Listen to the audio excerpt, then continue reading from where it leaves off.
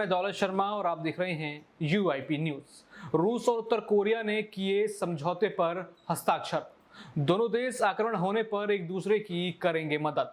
आपको बता दें 19 जून रूसी राष्ट्रपति पुतिन और उत्तर कोरियाई नेता किम जोंग उन ने बुधवार को एक शिखर वार्ता के दौरान एक नए समझौते पर हस्ताक्षर किए, जिनमें दोनों में से किसी भी देश पर हमला होने पर पारस्परिक मदद को लेकर प्रतिबद्धता जताई गई।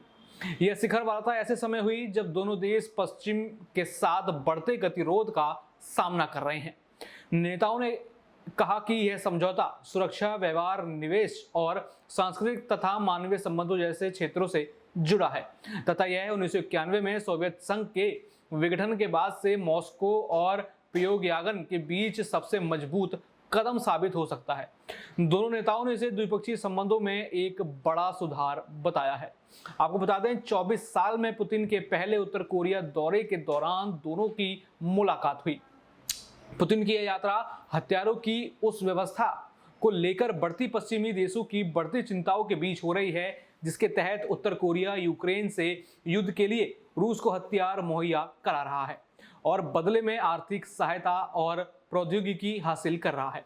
दोनों देशों के बीच इस कवायद को आर्थिक तथा सैन्य सहयोग बढ़ाने तथा अमेरिका के खिलाफ संयुक्त मोर्चा तैयार करने के तौर पर देखा जा रहा है।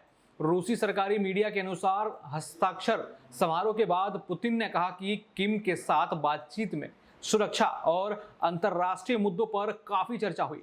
पुतिन के हवाले से कहा गया कि समझौतों के तहत रूस उत्तर कोरिया के साथ सैन्य तकनीकी सहयोग विकसित करने से पीछे नहीं हटेगा।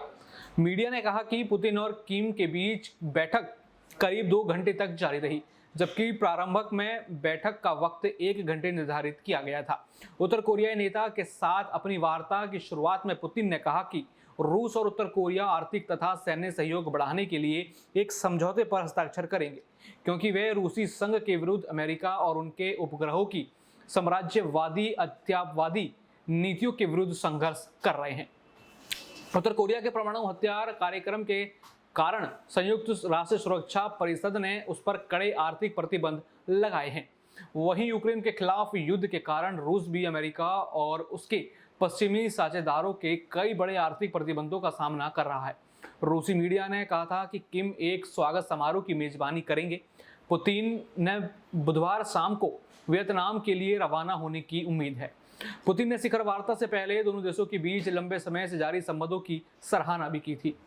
यहाँ पर किम ने कहा कि मॉस्को और प्योंगयांग के बीच अब संबंध सोवियत काल से भी अधिक घनिष्ठ हो गए हैं। उन्होंने पुतिन की यात्रा को घनिष्ठ मित्रता और मजबूत करने का अवसर करार दिया। किम ने संप्रभुता, सुरक्षा हितों और क्षेत्रीय अखंडता की रक्षा के लिए यूक्रेन में विशेष सैन्य अभियान चलाने में रूसी सरकार, सेना और लोगों को अपने देश के पूर्ण समर्थन और एकजुटता की बात कही। हालांकि स्पष्ट नहीं है कि किम किस प्रकार के समर्थन की बात कर रहे थे। किम ने विश्व में रणनीति, स्थिरता और संतुलन बनाए रखने में रूस की महत्वपूर्ण भूमिका और मिशन की भी सराहना की। आपको बता दें शिखर वार्ता से पहले किम ने शहर के मुख्य चौक पर एक भव्य समारोह में पुतिन का स्वागत किया और विदेश मंत्री चोई सोन हुई। शीर्ष सहयोगी एवं सत्तारूढ़ पार्टी के सचिव योंग वोन और अपनी बहन किम यो जोंग सहित उत्तर कोरियाई नेतृत्व के प्रमुख सदस्यों का परिचय पुतिन से कराया। रूसी राष्ट्रपति के काफिले का स्वागत करने के लिए सड़कों पर भारी भीड़ उमड़ी और लोगों ने पुतिन का स्वागत है के नारे लगाए। इस दौरान जनता ने उत्तर कोरिया के तथा रूस के झंडे भी यहां पर लहराए। बता दें पुतिन के विदेशी नीति सलाहकार यूरी ओसाकोव ने कहा कि पुतिन के साथ उप प्रधानमंत्री डेनिस, रक्षा मंत्री आंद्रे वेलेसेव और विदेश मंत्री सागरेई लावरोव सहित कई शीर्ष अधिकारी भी थे। पुतिन और किम की मित्रता के बीच अमेरिका और दक्षिण कोरियाई अधिकारियों का आरोप है कि उत्तर कोरिया रूस को यूक्रेन में इस्तेमाल किए तोपों, मिसाइलों और अन्य सैन्य उपकरण मुहैया करा रहा है और बदले में उसे महत्वपूर्ण सैन्य तकनीक और सहायता मिल रही है। हालांकि दोनों ही देशों में हमेशा इन आरोपों को सिरे से खारिज किया है। यहाँ पर पुतिन की धमकी से चिंतित हो गया है अमेरिका, यानी इन दोनों की दोस्ती से अब अमेरिका लड़खड़ाता हुआ नजर यहाँ पर आ रहा है, क्योंकि देखा जाए तो जब से यहाँ पर वॉर छिड़ी है तब से यहाँ पर 36 का आंकड़ा अमेरिका और पुतिन के बीच देखा जा रहा है। और आपको बता दें, यहाँ पर रूसी राष्ट्रपति वियतनाम के दौरे पर पहुंचे। वहां मीडिया से बात करते हुए उन्होंने ये भी कहा कि रूस उत्तर कोरिया को हथियारों की सप्लाई भी करेगा। पुतिन ने धमकी देते हुए कहा कि जिस तरह पश्चिमी देश यूक्रेन को हथियारों की सप्लाई कर रहे हैं, उसके जवाब में वह भी उत्तर कोरिया को हथियार सप्लाई करेंगे। इस पर अमेरिका के विदेश विभाग के प्रवक्ता मैथ्यू मिलर ने कहा कि यह धमकी बेहद चिंताजनक है। इससे पूरा कोरियाई प्रायद्वीप अस्थिर हो जाएगा। यह इस बात पर निर्भर करेगा कि किस तरह के हथियारों की सप्लाई हो रही है। साथ ही यह संयुक्त राष्ट्र सुरक्षा परिषद के प्रस्ताव का भी उल्लंघन है, जिसका खुद रूस ने समर्थन किया है। यहाँ पर पुतिन ने दक्षिण कोरिया को भी चेता दिया है। हाल ही में दक्षिण कोरिया ने अपने एक बयान में कहा था कि वह अपने प्रतिबंध में छूट देकर यूक्रेन के हथियारों की सप्लाई करने का विचार कर रहा है। इस पर पुतिन ने दक्षिण कोरिया को धमकी दी है। उल्लेखनीय है कि दक्षिण कोरिया की लंबे समय से नीति रही है कि युद्धग्रस्त देशों को वह हथियारों की सप्लाई नहीं करता, लेकिन अमेरिका और अन्य सहयोगी देशों का उस पर दबाव पड़ रहा था कि वह यूक्रेन को हथियारों की सप्लाई करे, जिसके बाद दक्षिण कोरिया ने भी कह दिया कि वह प्रतिबंध हटाने पर विचार कर रहा है, जिससे पुतिन ने भी दक्षिण कोरिया को धमकी दे डाली। आपको बता दें, रूसी राष्ट्रपति पुतिन और उत्तर कोरियाई तानाशाह किम जोंग उन के बीच हुई सुरक्षा समझौते ने अमेरिका को परेशान कर दिया। गुरुवार को अमेरिका ने इस पर गहरी चिंता जाहिर की और कहा कि इससे पूरा कोरियाई प्रायद्वीप अस्थिर हो जाएगा।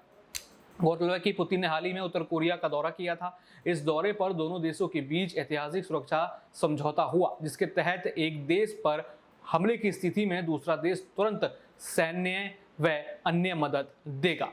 आइए इस टॉपिक को हमारे साथी आंसू के साथ भी समझते हैं कि किस तरीके से अमेरिका को बड़ा खतरा हो सकता है और बाकी अन्य देशों को किस तरीके से इन चीज़ों से बचना है, या फिर किस तरीके से इस मीटिंग में जो पूरी वार्तालाप हुई, क्या फिर दोबारा यहाँ पर दो पक्षों में जो है दुनिया बंटने वाली है, या फिर तानाशाही की ओर कहीं ना कहीं बड़े जो देश हैं जिनके पास बड़े हथियार हैं, क्या वो यहाँ पर अब अन्य देशों पर अपना दबाव बनाना चाहते हैं। पुतिन और किम के बीच में साइन हुआ ये समझौता कहीं ना कहीं अब अमेरिका के लिए एक बहुत बड़े युद्ध की चुनौती बन सकता है। दरअसल यहाँ पर जिस तरीके से पुतिन को यूक्रेन के साथ युद्ध के बाद से जिस तरह से लगातार दूसरे देशों ने उसे पछाड़ना, खुद से दूर रखने की कोशिश की है, कहीं ना कहीं पुतिन का भी एक गुस्सा है जो उसने यहाँ पर किम के साथ ये जो यहाँ पर जो साइन कर लिया है, ये जो समझौता दोनों के बीच में हो गया है। दोनों के संबंध यहाँ पर जो देखे जा रहे हैं कि अगर किसी भी देश पर, यानी कि अगर पुतिन या फिर किम के किसी देश पर अटैक होगा तो दूसरा उसकी आकर मदद करेगा। इस बात को लेकर बहुत सारे प्रोटोकॉल्स भी बनाए गए हैं। और बता दें कि यूक्रेन के खिलाफ पुतिन को लगातार जो हथियार यहाँ पर मुहैया कराए जा रहे थे, जो हथियारों की यहाँ पर उन्हें मदद दी जा रही है, ये लगातार किम की तरफ से हो रही है। और इस बात को लेकर ही ये समझौता हुआ है कि जिस तरह से हम यूक्रेन के खिलाफ आपकी मदद कर रहे हैं, ऐसे ही अगर कोरिया को जरूरत पड़ेगी तो पुतिन को वहां खड़ा रहना पड़ेगा। और पुतिन ने भी इस बात पर पूरी अपनी सहमति जताई है कि पुतिन जो है वो पूरा साथ देंगे। 1991 के बाद ये पहला एक यहाँ पर बता दें कि समझौता हुआ है जो दोनों देश के बीच में एक बता दें कि रिश्ते अच्छे बनाएगा। 24 साल बाद जो है कोरिया गए थे पुतिन, उसके बाद बता दें कि यहाँ पर व्यापार को लेकर, यहाँ पर युद्ध को लेकर, इसी के साथ बता दें कि हथियारों को लेकर बड़ी डील हुई। और सबसे बड़ी बात जो यहाँ पर हाईलाइट करने वाली है वो यही हुई है कि पुतिन और किम अब एक साथ दिखेंगे, दोनों को बचाते हुए दिखेंगे। और कहीं ना कहीं अभी अमेरिका के लिए सबसे बड़ी धमकी साबित हो रही है। तो सुना आपने, ये ऐतिहासिक मुलाकात जो बाइडन और अमेरिकी सरकार के लिए खतरा बन सकती है। कहीं ना कहीं चिंता के बादल यहाँ पर जो बाइडन के ऊपर आ गए होंगे, क्योंकि अभी अमेरिका में चुनावी माहौल है और ऐसे में ये संबंध बनने, ये करार होना कहीं ना कहीं उनको चेताता हुआ नजर आता है। एक तरीके से अमेरिका के लिए धमकी बनता हुआ नजर आ रहा है। लेकिन अब देखना होगा कि इस पे जो बाइडन अपना बयान देंगे या फिर ट्रंप इस पे कोई तीखी प्रतिक्रिया देते हुए नजर आएंगे। बाकी और भी ऐसी खबरें जानने के लिए देखते रहिए UIP न्यूज़। धन्यवाद।